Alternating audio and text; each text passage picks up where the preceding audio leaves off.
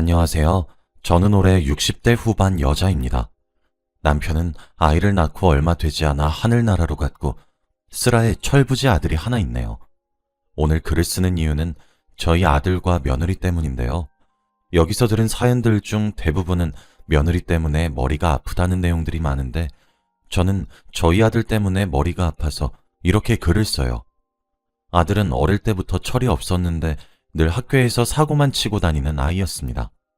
아이가 태어날 때부터 아빠 없이 저희 손에 자라서 그런지 늘 엄마 같고 반항했는데 저 혼자 감당하기엔 너무 벅찼기에 결국 손을 놓은 지도 오래였죠. 그래도 아들이 혼자서 밥 벌어먹고 살 수 있을 정도의 능력만 되면 좋겠다고 생각했지만 그것마저도 너무 큰 기대였는지 아들은 30대 초반이 되어서도 그 흔한 아르바이트 하나 해본 적 없고 일자리도 구할 생각이 없어 보였어요. 그래도 저는 엄마니까 아들이 돈 달라고 하면 돈 주고 밥 차려달라고 하면 밥 차려줬습니다. 앞으로 아들이 어떻게 살아갈지 걱정이 되려던 그때 갑자기 아들이 결혼을 한다고 하는 겁니다. 솔직히 잘생기지도 않았고 성격도 별로고 능력도 좋지 않은 이 남자를 누가 데려갈지 싶더라고요. 결혼한다는 여자의 얼굴을 보기 전까진 분명 좋지 않은 여자일 것이고 어디 술집에서 가볍게 만난 여자일 것이라고 생각했습니다. 그래도 아들이 처음 데려온 여자니까 기분 좋은 마음으로 첫 만남을 가졌는데 세상에 무슨 일인지 그 여잔 너무나도 곱고 예쁜 거 있죠? 그 여자는 중국 여자였는데 제가 본 중국 여자 중에서 가장 예쁘다고 장담할 수 있는 여자였습니다. 그리고 얼마나 야무진지 한국말이 서툴러도 저를 보기 위해서 몇 주 전부터 한국말을 열심히 공부해왔고 또 한국 문화를 좋아한다고 하더라고요. 첫인상도 너무 좋았고 당장 며느리 삼고 싶은 여자였지만 하나 걸리는 것이 있었어요. 바로 아들과의 나이 차이였습니다. 중국 여자는 아들과 무려 15살이나 차이가 났어요. 아들은 30대 후반이었고 여자는 20대 초반인 것이죠. 솔직히 그때 나이를 듣고 아들을 많이 원망했고 어린아이를 어떻게 책임진다는 건지 한심했습니다.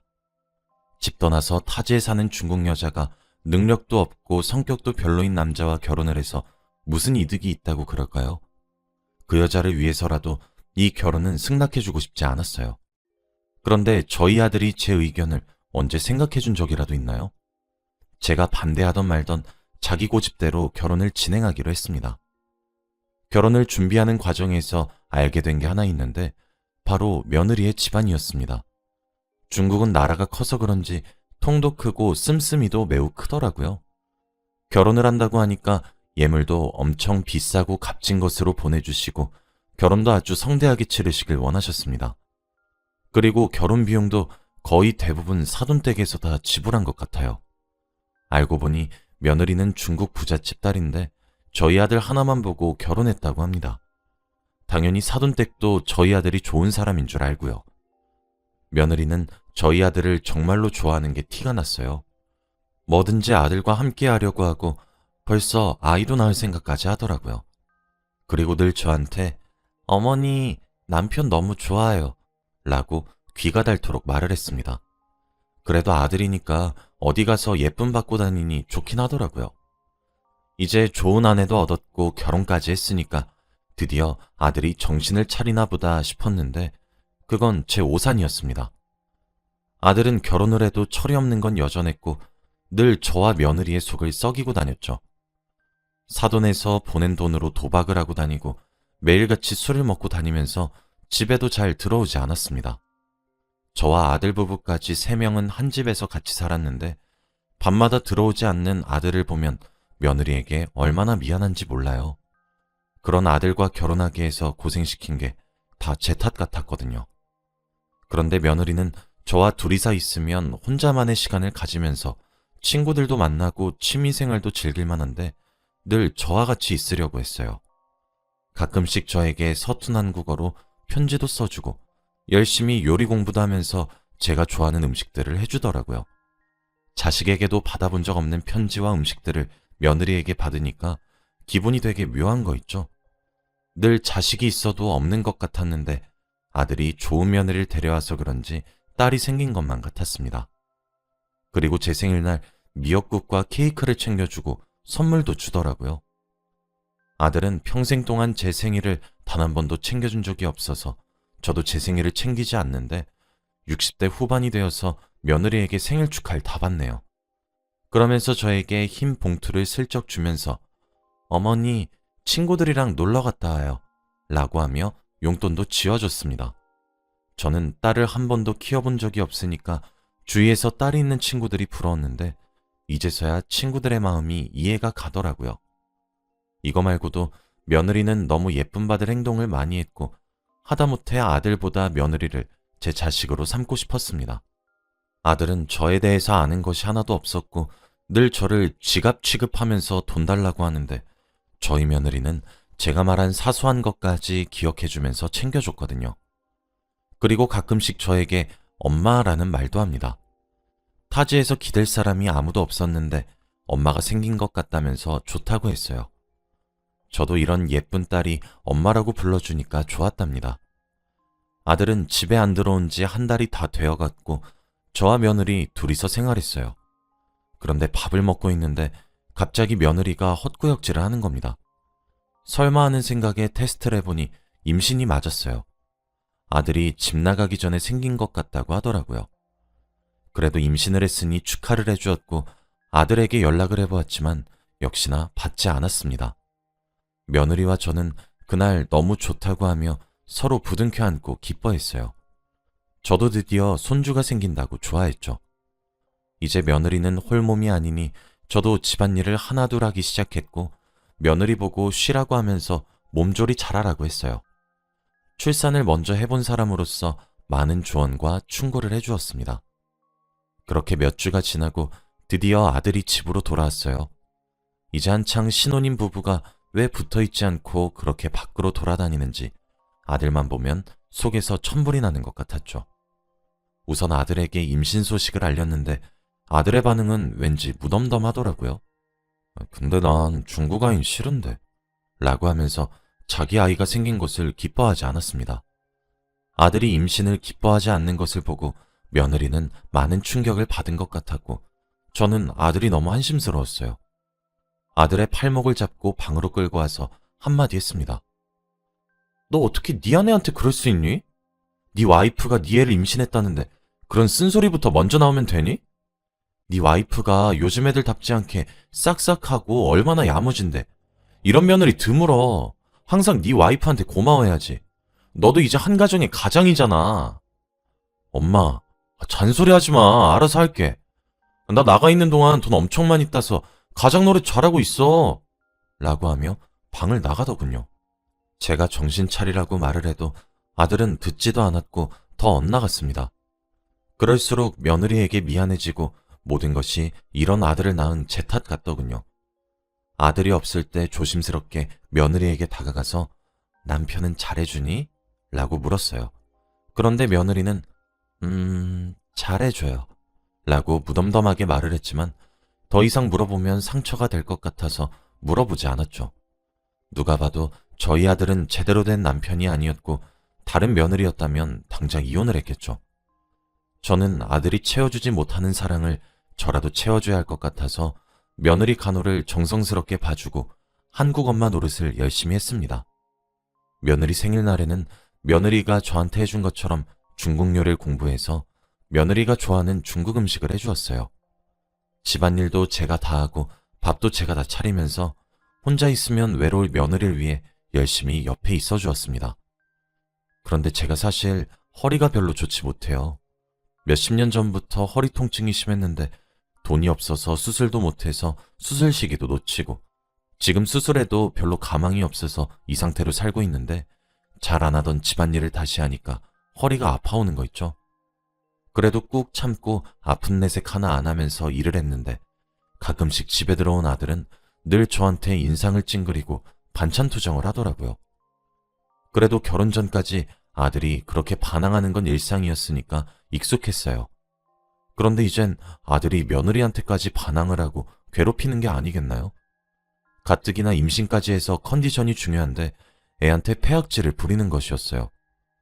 저는 그 모습을 우연히 봤는데 너무 놀라서 헙 하며 손으로 입을 막았고 제가 놀라는 모습을 아들과 며느리도 봤습니다. 아들은 저와 눈이 마주치고는 짜증이 난 듯 집에서 뛰쳐나갔고, 며느리는 아들이 나가자마자 다리에 힘이 풀려서 땅에 주저앉아 펑펑 울더군요. 며느라, 언제부터 아들이 저랬니? 결혼하고 나서부터요.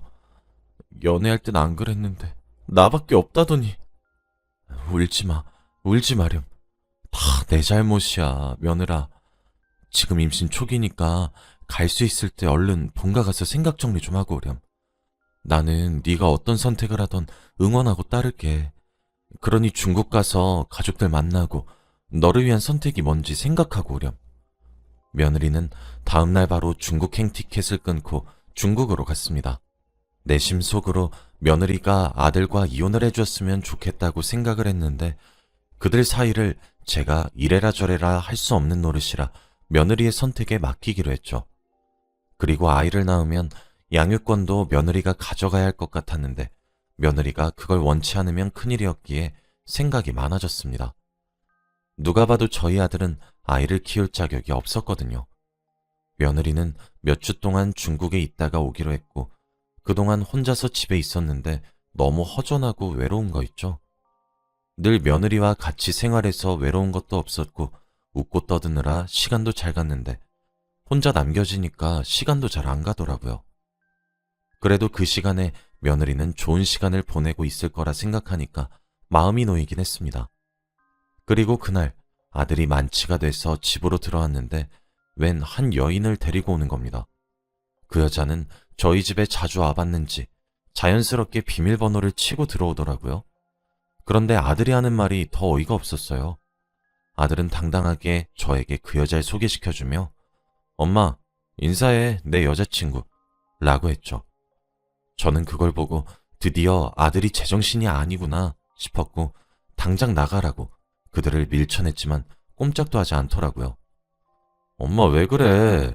여긴 한국 여친, 걘 중국 여친. 그리고 걔 지금 지 엄마 보겠다고 중국 갔잖아. 그동안만 얘랑 놀게.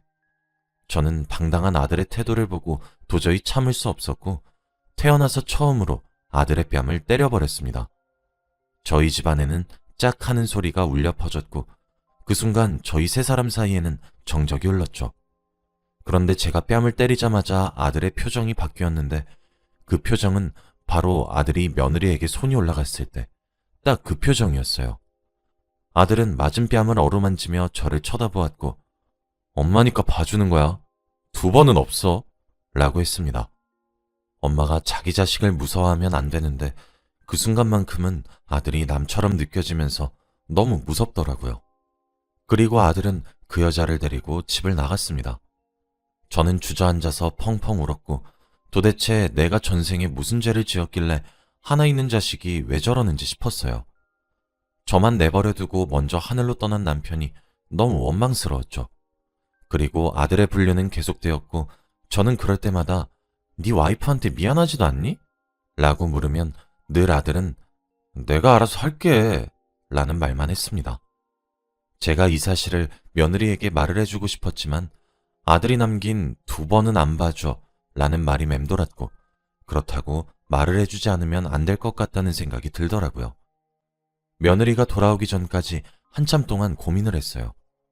그렇게 며느리가 중국에서 돌아오는 날이 되었는데 저녁 비행기인지 오후가 되어도 집에 오지 않더라고요. 저는 며느리가 좋아하는 음식들을 차려놓고 며느리가 집에 오기만을 기다렸어요. 그런데 그때 전화가 울려서 받으니 여기 병원인데요. 며느리분이 위급해서 얼른 오셔야 할 것 같아요. 라고 했습니다. 혹시 며느리가 집에 오다가 무슨 일이 생긴 건가 싶어서 급하게 병원으로 달려갔어요.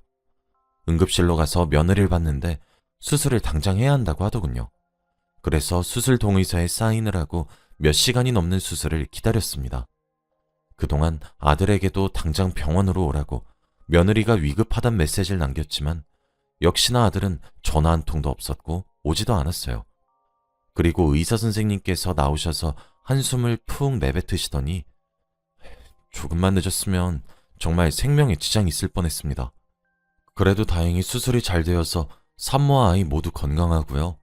아이는 방금 제왕절개로 출산했어요. 예정일보다 많이 일찍 나와서 아직 병원에 있어야 할 것 같아요. 지금은 병실로 옮겼으니 얼른 가보세요, 어머니. 저는 의사 선생님의 손을 붙잡고 고맙습니다.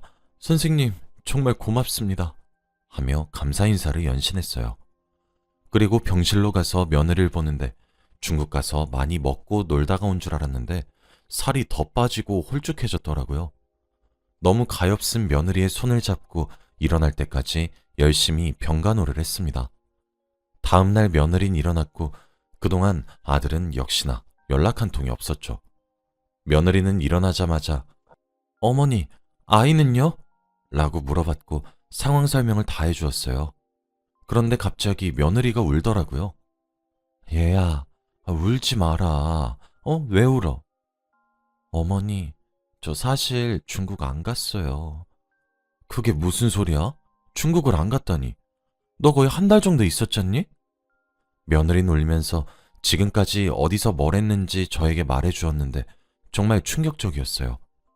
사실 며느리는 저보다 일찍 남편의 불륜을 알고 있었고 증거를 모으고 있었다고 합니다. 저는 그래도 아들의 엄마니까 아들 편 들어줄 줄 알고 중국으로 간다고 거짓말을 하고 아들을 미행하며 불륜 증거를 모았다고 하더라고요. 그리고 저희 집에 그 여자랑 같이 들어온 것도 보았다고 합니다. 그러면서 이때까지 모아둔 증거를 보여주는데 정말 아들의 사생활은 가관이었어요. 엄마인 제가 봐도 제정신인 사람이 할 수 있는 행동들이 아니었고 그때 집에 데려온 여자는 극히 일부였습니다. 그리고 며느리가 교통사고를 당한 이유도 불륜 증거를 모으다가 횡단보도를 건너는 중에 교통사고가 났다고 하더라고요. 너무 안타깝고 미안했습니다. 어쩌다 중국 부잣집 딸내미가 이런 남편에게 시집을 와버려서 이런 일을 겪게 되었을까요?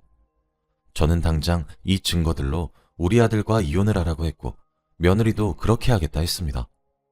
아들은 어디서 또 어떤 여자랑 놀고 있는지 연락 한 통이 없었고 그동안 저와 며느리는 같이 변호사 상담을 하면서 이혼을 진행했죠. 다들 저보고 아들의 편을 안 들고 며느리 편을 드니까 의아해하긴 하더라고요.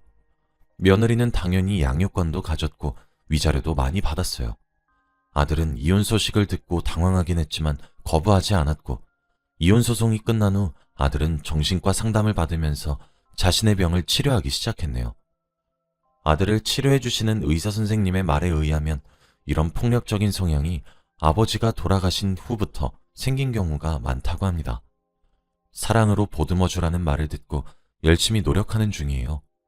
그런데 아들이 치료가 제대로 되고 있는지 며느리가 최고의 아내인 것을 이제야 아는 것 같았고 계속 며느리에게 사과를 하면서 다시 합치자고 매달리고 있어요. 자기 아이도 매일 만나러 가면서요. 한 번도 아들이 자기 자존심을 굽히는 것을 본 적이 없는데 요즘 들어 아들의 신기한 모습을 많이 봅니다. 며느리도 그런 아들이 싫진 않은지 튕기고 있어요. 둘을 멀리서 보면 귀여워요. 딱히 며느리에게 다시 합쳐라 마라 하지 않고 있습니다.